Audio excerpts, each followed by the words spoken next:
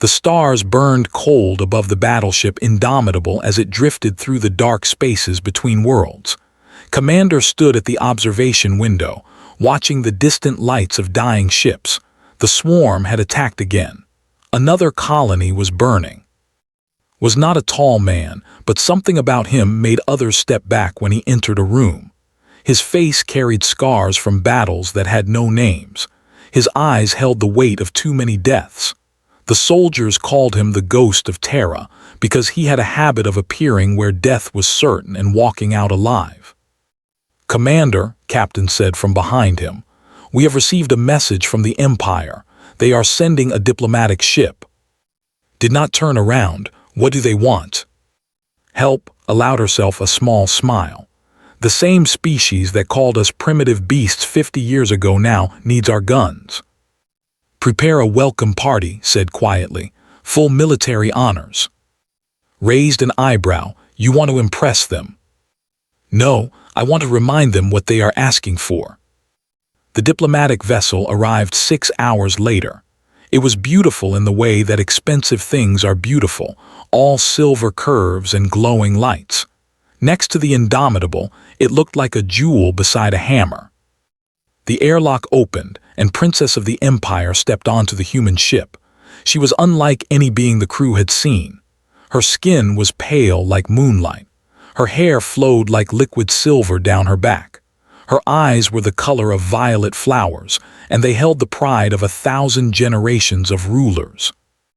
Behind her walked 4 guards in ceremonial armor, their hands resting on weapons they clearly hoped to use. Waited at the end of the corridor with a squad of soldiers. He wore his simple black uniform. No medals, no decorations, just the worn fabric of a man who had seen too much war to care about showing off. Stopped before him. She had prepared a speech. She had practiced the correct way to address a lesser species with respect while maintaining her superior position. But when she looked at this human commander, the words died in her throat. Something about him felt familiar. The shape of his jaw, the way he stood, the small scar above his left eyebrow. She had never met a human before, so why did her heart suddenly beat faster? Princess said, his voice was flat, cold. Welcome aboard the Indomitable. Commander, she replied, forcing herself to focus. The Empire thanks you for receiving us. You need soldiers. We have soldiers. Let us skip the pleasantries and discuss terms. Blinked. She had expected more ceremony, more groveling perhaps. Instead, this human spoke to her like an equal. No, not an equal, like someone who simply did not care about her title. Very well, she said. The swarm has overrun 3 of our colony worlds. Our fleets are spread thin. We request military assistance from Earth's forces. And what does the Empire offer in return? Technology, resources, trade agreements that will benefit your species for generations. Finally looked directly into her eyes, felt her breath catch. There was something in his gaze, pain, old, deep pain, and something else she could not name. We will discuss the details tomorrow, he said. Captain will show you to your quarters. He turned and walked away without another word, stood frozen, watching his retreating back. One of her guards whispered something about human rudeness, but she barely heard him. Around her neck, hidden beneath her royal robes, an old crystal pendant suddenly felt warm against her skin. She had worn it since childhood. No one knew where it came from. No one could explain why she refused to remove it, even when sleeping. That night could not rest. She wandered the corridors of the human ship, her guards trailing behind her. The Indomitable was nothing like vessels. It was rough, functional. Every surface was built for war, not beauty. She found herself near the observation deck and stopped when she heard a voice. Through the half-open door, she saw Commander standing alone in the darkness, looking at the stars. 5 years, he said softly, not knowing she was listening. 5 years and she still does not remember me. His heart stopped. She pressed herself against the wall, barely breathing. Who was he talking about? What did he mean? She looked down at the crystal pendant she had pulled from beneath her robes. In the dim light, it glowed faintly with an inner fire. She had always thought it was beautiful, but now she noticed something she had never seen before. The crystal was broken. It was only half of something larger. A memory tried to surface in her mind. A garden with 2 moons in the sky, a young man's smile, a whispered promise. But the memory slipped away like water through her fingers, leaving only confusion and a strange ache in her chest. Returned to her quarters in silence. She sat on the bed and held the crystal in her hands for hours. "Who are you, Commander?" she thought, "and why does my heart hurt when I look at you?" Somewhere in the ship, sat in his quarters, holding an identical crystal in his hands. His half matched hers perfectly. Together, they would form a complete sphere, a bonding crystal given only between those who had sworn their lives to each other. He closed his eyes and remembered a princess who had loved him, a princess who had chosen him over her empire, a princess whose memories had been stolen by her own father. "I am still here," he whispered to the empty room. "I will always be here." The war was coming. The truth was waiting. And after 5 years of silence, fate had finally brought them together again. The Indomitable jumped into hyperspace the next morning, beginning its journey toward the besieged colony world of IV. The trip would take 3 days. 3 days of traveling through the strange lights of faster-than-light space. 3 days for Princess to find answers. She started her investigation in the ship's library. Human ships kept detailed records of everything and used her diplomatic access to search through old files. She typed the commander's name into the system and waited. The results surprised her. Commander had spent 2 years on the as part of an early diplomatic exchange program. He had lived in the capital city. He had attended royal functions. He had been there at the same time she was. But when she tried to access more details, the files were blocked, classified by order of the Imperial Palace. Why would her father classify records about a human diplomat? Found Captain in the training room watching human soldiers practice combat. The movements were brutal and efficient. No wasted motion, no mercy. Captain said, "May I ask you something about your commander?" Turned, her expression guarded. "What do you want to know?" "He spent time on my. Do you know what he did there?" Something flickered in his eyes, anger perhaps, or sadness. "That is his story to tell, Princess, not mine. He seems to hate me. Every time he looks at me, I see pain in his eyes." Laughed, but there was no humor in it. "Hate you, Princess, if you only knew." She shook her head and walked away, leaving more confused than before. That night stood alone in his quarters, holding a small holographic device. He pressed a button and light filled the room. Images floated in the air, images from 5 years ago. A younger smiled in the pictures. He stood in a garden filled with flowers that glowed in the dark. Beside him stood a princess with silver hair and violet eyes. They were holding hands. They were laughing. In one image, they stood beneath twin moons exchanging glowing crystals, a wedding ceremony, a secret marriage that both their worlds.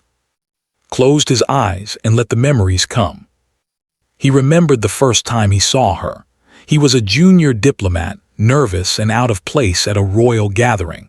She was the third princess, overlooked by her older sisters, bored by the politics around her. Their eyes met across the room, and something clicked into place. They met in secret after that. He taught her human poetry. She taught him music. They talked for hours about everything and nothing. He fell in love with her curiosity, her kindness, her quiet strength. When he proposed, she cried with joy. When they married in secret, she said it was the happiest moment of her life. But happiness does not last. Emperor discovered the truth. He called to the throne room alone. "You have touched my daughter," the emperor said, his voice cold as space. "You have polluted the royal bloodline with your primitive species." Stood tall. "I love her, she chose me. She is a princess, she does not get to choose." The Emperor's eyes burned with hatred. "I will give you one chance, human. Leave tonight. Never return. Never speak of this marriage. If you do, I will have her killed." "You would kill your own daughter." "I would kill anyone who threatens the purity of my empire." Wanted to fight. He wanted to scream and rage against the injustice, but he knew the Emperor was serious. He had seen what rulers did to those who them. "What will you do to her?" he asked quietly. "Her memories of you will be erased. She will forget you ever existed. She will live a normal life, marry a proper noble and produce proper heirs." Felt his heart shatter. "Let me say goodbye." "No, she is already sedated. The procedure happens tonight. By tomorrow, you will be nothing but a ghost in her mind." So left. He returned to Earth with nothing but a broken bonding crystal and a hole in his chest where his heart used to be. He threw himself into war because dying was easier than remembering. But he could not die. No matter how many battles he fought, death would not take him. In the present, turned off the holographic device and put it away. The past was gone. Did not remember him. She looked at him like a stranger.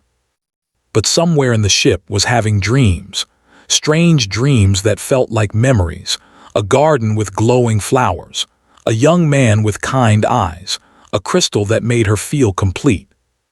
She woke up with tears on her face and did not know why. The third day of travel brought disaster. Scouts found them in hyperspace. The attack came without warning. Explosions rocked the ship. Alarms screamed through the corridors. Was thrown from her bed. Her guards rushed in, but before they could reach her, the wall exploded. Fire and metal flew everywhere. One guard died instantly. The others were buried under debris. Crawled through the smoke, coughing and bleeding from a cut on her forehead. She could hear the sounds of battle. Human soldiers running past, weapons firing. Then she heard his voice. Appeared through the flames. His uniform was burned. Blood ran down his arm, but he did not hesitate. He ran to her, pulled her up, and threw his body over hers as another explosion hit. She felt his weight pressing down on her. She heard him grunt in pain as shrapnel tore into his back. He was shielding her. He was taking the damage that should have been hers. When the fires died down, soldiers pulled them out, collapsed immediately. The medical team rushed him to the healing bay. Followed, ignoring her own wounds. She stood outside the medical room, watching through the window as doctors worked on him. His shirt was removed, revealing the full extent of his scars. His back was destroyed, cut open by fresh wounds layered over old ones. But that was not what made his breath stop. Around his neck, connected to a leather cord, hung a crystal. It was broken in half. It glowed with the same inner fire as the one she had worn her entire life. She pulled out her own crystal and held it up. The shapes matched perfectly, two halves of the same whole. Bonding crystals were not given lightly. They represented marriage, eternal commitment, a bond that could never be broken. His hands shook as she whispered to the unconscious man beyond the glass. "Who are you to me?" IV was burning. From orbit, could see the fires spreading across the planet's surface like a disease. Cities that had stood for 1,000 years were now ruins. Millions of her people were trapped down there, waiting for death. The swarm had done this. The monsters had no mercy. They did not take prisoners. They did not negotiate. They simply consumed everything in their path. Stood on the bridge despite his injuries. Bandages covered his torso beneath his uniform. The doctors had told him to rest. He had ignored them. There was work to do. "Status report," he said calmly. Checked her screens. They have overrun 70% of the planet. Forces are in full retreat. Civilian transports are being shot down as they try to escape. Then we give them cover. Turn to face his soldiers. All ground teams prepare for deployment. We drop in 30 minutes. A general on the communication screen scoffed. "Commander, what can your small force accomplish? We have lost 3 armies down there." Looked at the screen with cold eyes. Then watch and learn. The drop pods fell like metal rain through the atmosphere, watched from the ship as human soldiers plunged toward certain death. She had wanted to go with them but had refused. The surface was too dangerous for diplomatic personnel, he said. She knew the real reason. He did not want her anywhere near the fighting. He was still protecting her, even though she did not understand why. On the surface, Hell waited. Pod crashed through the roof of a destroyed building and hit the ground hard. He kicked open the door and stepped into chaos. Warriors swarmed everywhere. The air smelled like blood and burning flesh. Human soldiers formed up around him without needing orders. They had trained for this. They had done this before. While other species talked about war, humans lived it. Forward commanded, and they moved. The battle was brutal. Warriors were larger than humans. They had natural armor. They had claws that could cut through metal. One-on-one, a human should not be able to defeat them. But humans did not fight one-on-one. They fought together. They covered each other. They used tactics that they could not understand. When one soldier fell, another took their place. When ammunition ran out, they used knives. When knives broke, they used their hands. The forces watched in shock as the human soldiers pushed forward through impossible odds. These creatures that they had dismissed as primitive were tearing through the like a knife through paper. A commander grabbed his communication device. "What are we seeing? How are they doing this?"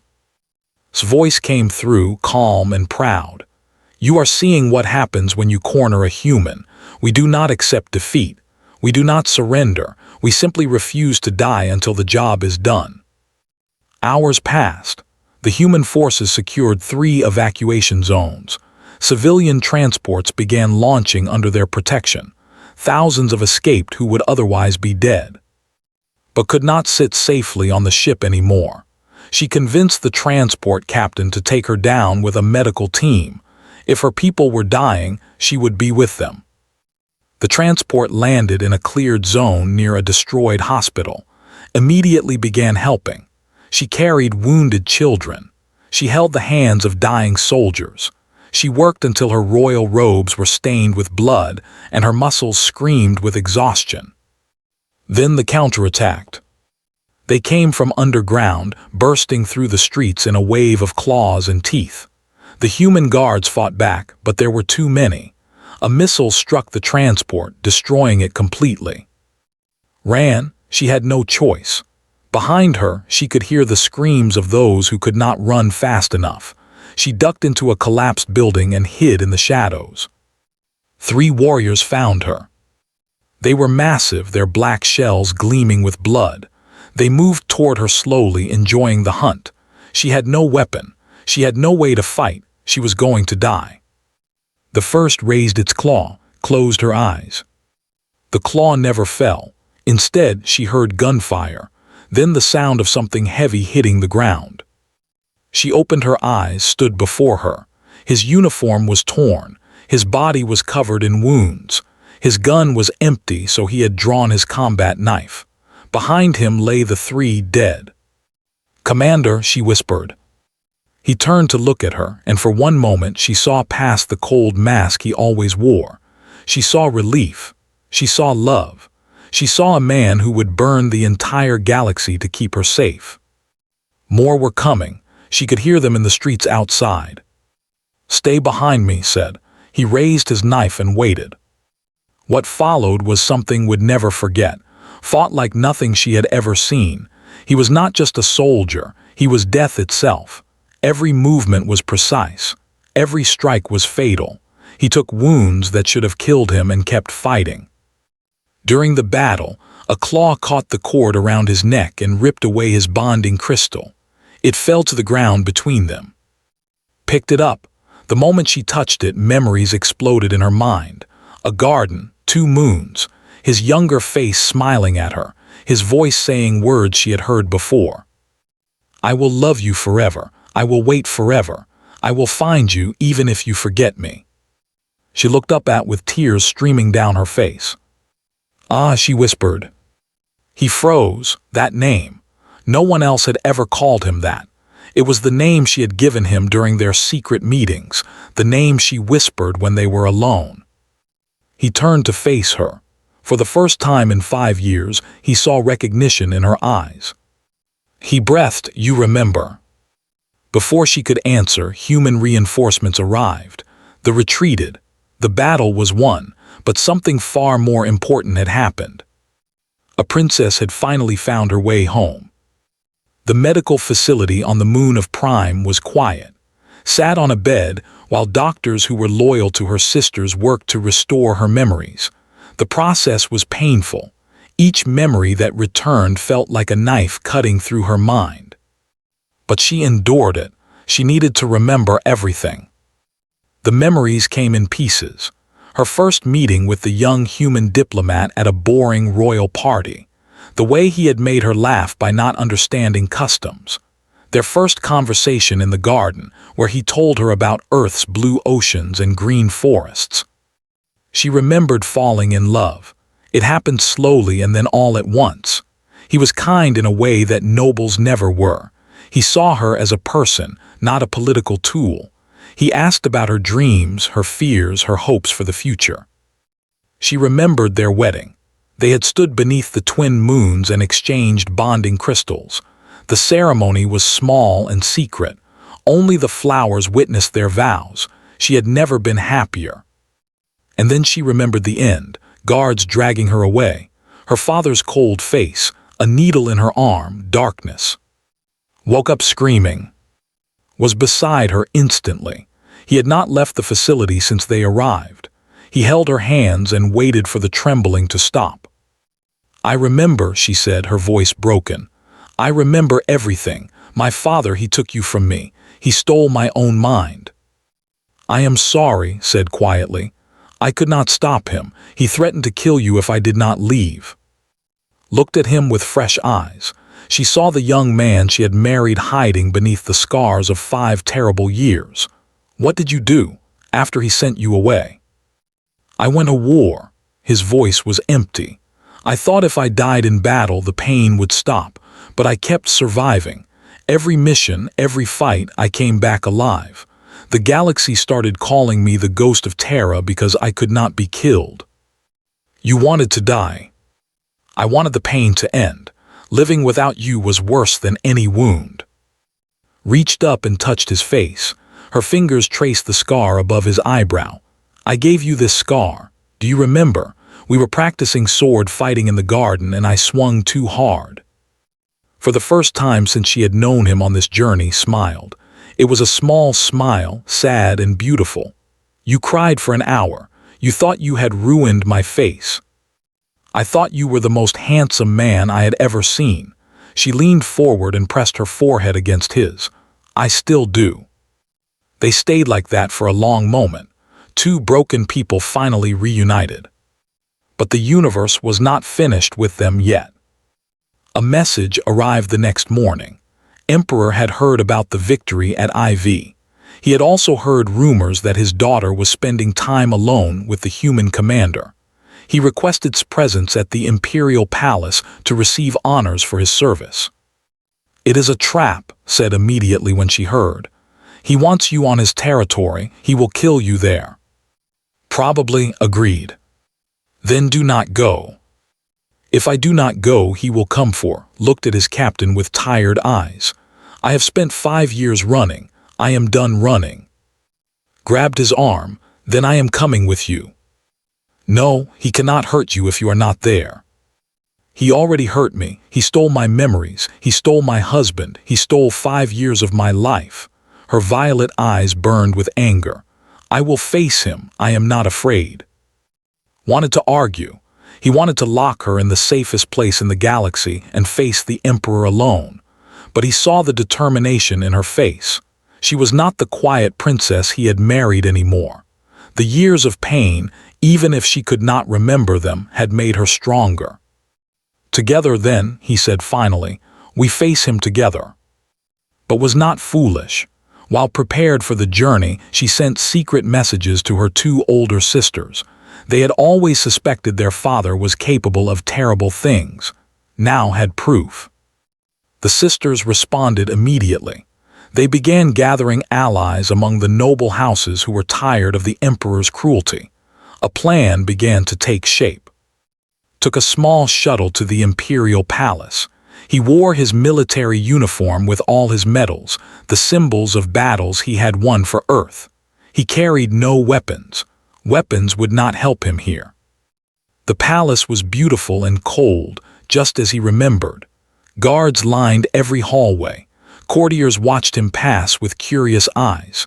The primitive human who had saved their colony was walking into the heart of their empire. Emperor waited in the throne room. He had not aged in 5 years. His silver hair was perfect. His violet eyes were sharp. He looked like a scientist looking at an interesting insect. "Commander," the emperor said, "welcome back to. I must thank you for your service to my empire." "I did not fight for your empire," replied calmly. "I fought for the innocent people your forces could not protect." The emperor's smile tightened. "Bold words for a guest in my palace. I have an offer for you. Accept wealth and titles. Return to Earth. Never contact my daughter again. In exchange, I will let you live. And if I refuse, then I will execute you for the crime of corrupting a member of the royal family." The emperor leaned forward. "Did you really think I would let you take her? She is my property, my bloodline. You are just an animal that somehow learned to speak." Looked at the most powerful being in the empire without fear. "You misunderstand humans, your majesty. You think we fear death," he smiled. "We do not. We fear living without purpose, and my purpose is standing in that garden where we said our vows, waiting for me to come home to her." The emperor's eyes widened with rage. "Guards, arrest this creature." But before the guards could move, the doors of the throne room burst open. Princess walked in, followed by her 2 sisters and 50 noble lords who had sworn their loyalty to a new future. "Father," said, her voice strong and clear, "your reign ends today." The throne room fell silent. Emperor stared at his 3 daughters standing against him. Behind them, the noble lords of a dozen great houses watched with cold determination. The emperor said slowly, "What is the meaning of this?" "The meaning is simple, father," stepped forward, her silver hair catching the light. "I remember everything. I remember my marriage. I remember you ordering my mind to be destroyed. I remember you threatening to kill me if the man I loved did not abandon everything." Gasps echoed through the court. The nobles whispered among themselves. Memory erasure was considered one of the most terrible crimes in society. To do it to your own daughter was unthinkable. "You have no proof," the emperor said, but his voice was less confident now. His eldest sister, Princess, stepped forward. She held a data crystal in her hand. "We have more than proof, father. We have the testimony of the doctors you ordered to perform the procedure. We have the classified records you tried to hide. We have everything. And we have the bonding crystals," held up both halves. The complete sphere glowed brightly in her palm. "According to ancient law, a bonding ceremony cannot be undone by any authority, not even an emperor. My marriage to is legal and valid." Emperor rose from his throne, his face twisted with fury. "You dare challenge me? I am the ruler of 1,000 worlds. I will not be overthrown by my own children." "You overthrew yourself," the second sister, Princess, said quietly. "When you violated the sacred laws, when you treated your own blood as property, when you chose your pride over your daughter's happiness." The emperor looked at his guards. Kill them all." But the guards did not move. They looked at each other with uncertain eyes. They had sworn to protect the royal family, not to murder them. "Your guards will not follow that order," said. "Neither will your generals or your admirals. We have spent the last day securing their loyalty. You stand alone, father." Watched in silence, he had prepared himself for battle, for death, for anything except this. The woman he loved had organized a revolution in a single day. She had done what he could not do 5 years ago. She had fought back. Emperor turned his furious gaze on, This is your fault. You infected her with human arrogance. You turned her against her own kind." "No," replied calmly. "I loved her. That is all I ever did.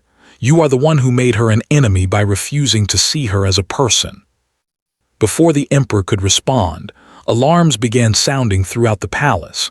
A guard rushed in with a communication device. "Your Majesty, ships are dropping out of hyperspace, human warships." Through the massive windows of the throne room, everyone could see the sky changing. Dozens of massive vessels appeared above the planet, their hulls bearing the flag of Earth. Captain's voice came through the palace speakers, broadcast on all channels. "This is Captain of the Terran battleship Indomitable, speaking on behalf of Admiral Park and the Third Fleet of Earth. The Terran Confederacy formally recognizes the legal marriage between Commander and Princess of the Empire. Any hostile action against our citizen will be considered an act of war against humanity."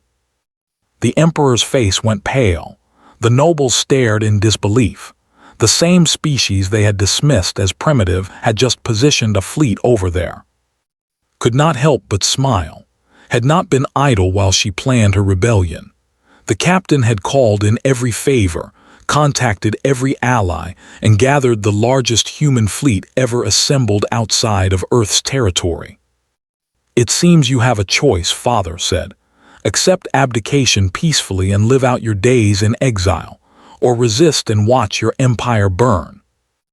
Emperor looked around the room. His guards had abandoned him. His nobles had turned against him. His own children stood as enemies. And above his planet, human weapons pointed at everything he had built. For a long moment, no one moved. Then slowly, the emperor removed the crown from his head. "You have won," he said bitterly. "But remember this, daughter. Power taken by force must be held by force. You may sit on this throne, but you will never know peace." "I do not want the throne," replied. "Is the eldest, she will rule. I want only one thing." She walked to and took his hand. "I want to go home with my husband." The emperor was escorted out by guards who had once served him. He would be sent to a distant moon, where he would spend the rest of his life alone with his hatred. The empire had a new empress, immediately began reforms that would change her society forever. Humans were recognized as equals, trade agreements were signed, an alliance was born, but cared nothing for politics anymore. 2 months later, she stood within the garden where they had first fallen in love. The twin moons hung in the sky, just as they had on their wedding night.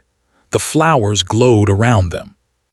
"I never thought I would see this place again," said quietly. Leaned against his shoulder. "I never thought I would remember it. 5 years lost. It still hurts to think about." "Then we will not think about it." He turned to face her. "We have a lifetime ahead of us, 50 years, 100, however long the universe gives us. And if my memories are stolen again," smiled the same smile she had fallen in love with so many years ago, "then I will find you again. I will wait again. I will love you again. Humans are stubborn that way." Laughed, and the sound filled the garden like music. "Then it is fortunate I married one." He pulled her close, and they stood together under the moons, 2 halves of the same whole. Far above, Captain watched from the orbiting fleet and shook her head with a smile. "About time," she muttered. "The ghost of Terra finally found something worth living for."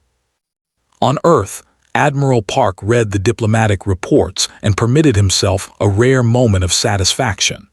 The alliance with the Empire would change human history.